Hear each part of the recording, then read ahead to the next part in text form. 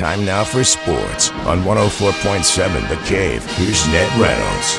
Mike, the intern, Ned Reynolds, in the studio on a Friday, and I can probably speak for the both of us when I say thank God it is Friday. Last night, the Four Nations Throwdown, the National Hockey League put together, came to an end between Team USA and Team Canada. I will admit I tried to stay in this thing for as long as I could, and when I went to sleep, Team USA was in the lead.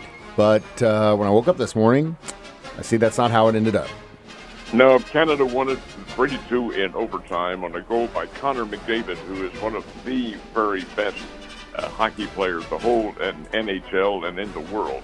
McDavid plays for the Edmonton Oilers, and he rifled home a goal about 8 minutes into the overtime period. It was really, Mike, it was phenomenal theater. It really was. The National Hockey League did it right.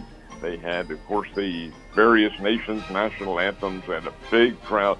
The setting was TD Gardens in Boston. That's where the Boston Bruins and the Boston Celtics play. They had about 21,000 somewhere in there, and I mean, they were screaming their lungs out. It was really a big-time event, and it's the way, in my opinion, all these professional organizations, they ditch these all-star games, and let's have something that means, that carries some kind of weight. This nation's, or this four-nation face-off had four nations in it. There's room for more if we can ever settle our political differences, and the same could be held in others. Baseball has their World Cup, which they have every 4 or 5 years. Basketball has the Olympics, and then that's it. But they need to ditch these annual All-Star games because they just don't mean anything. I agree. With the case of hockey and football, I could see that, yeah, it's tough to throw in something like this in the middle of a season when it is definitely a game of attrition. Hockey, a little bit different because you have such a longer season, and it is normal for guys to be in and out, just like baseball, for weeks at a time. So it makes more sense in that. You'll never see it in the NFL, but I agree. I think it would be awesome if these guys could continue this thing. I think the experiment was a success, in my opinion. Now, when do they get back to the regular season? Right now. There is no time. There are games. Now, keep in mind, these players are all NHL players. They all play. They represent their countries, but they all play mates. In some cases, it was teammates against teammates. But they all play, of course, in the NHL. The NHL schedule resumes tomorrow and Sunday, weekend for almost all the teams. So there's no time unless one of the team coaches or owners or whatever says, hey, give the guy maybe a few extra days, although I doubt very much that happens. Yeah, probably not. Last but not least, we've got, obviously, a little bit of baseball happening tomorrow. I know the Cardinals are playing. The Cardinals do play tomorrow. They play the Miami Marlins, and that'll be the Cardinals' first exhibition game. Kansas City Royals play today. Their first exhibition game is, of course, out in Surprise, Arizona. They play their training camp partners, which are the Texas Rangers. But the first exhibition game was played yesterday, and it was the Dodgers and the Cubs. Interestingly, they have the season opener, and it's not in this country, it's in Japan. That's where they'll play it. So they get a little bit of an early dispensation. They can start spring training early.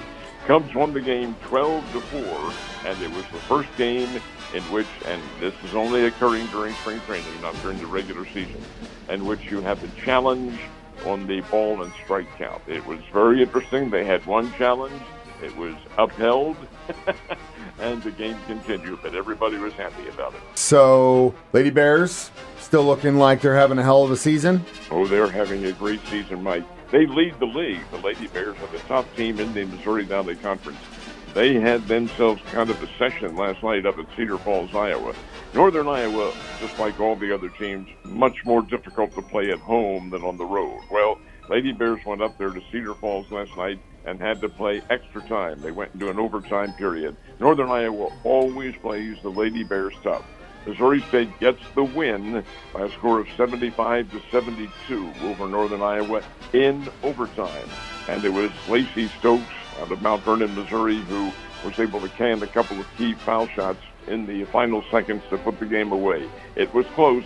It was really a tough, grind-out session for the Lady Bears, but they did get the win, and it pretty much sets the stage for the women's tournament which comes up a week after the men's basketball tournament indeed. So we're going to see some pretty good basketball. Yeah, definitely from those ladies. Keep it up. So yesterday it's announced what the projected cap space will be for NFL teams, and that should help the Kansas City Chiefs, who are pretty strapped for cap space right now.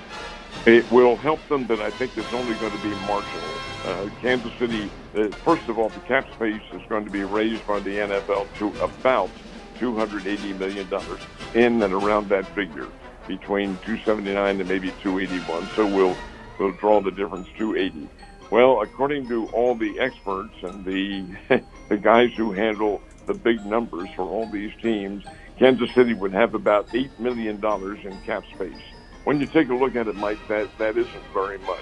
But do they really need very much? They do have some key free agents. They can and will negotiate with them and come up with some kind of a formula to get it.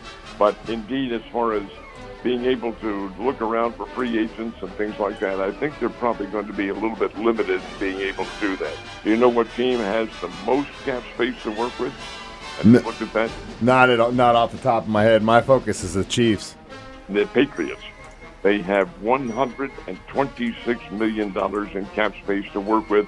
That is a lot.